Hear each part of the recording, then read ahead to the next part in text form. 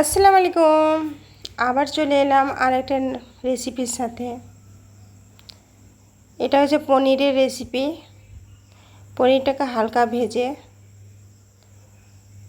আমি কিছু ডাল সিদ্ধ করেছি, সেটা ছোলার ডাল, আর সেটাকে আগেই আমি সিদ্ধ করেছিলাম।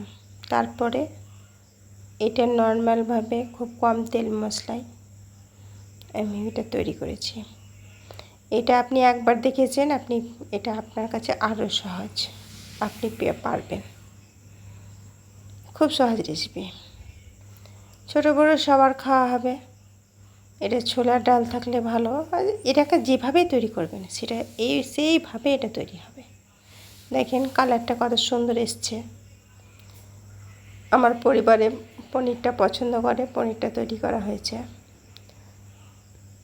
এনে রেখেছিল, মা করে দাও দাও, আজ আমি সময় করে দিলাম আজ এখান থেকে।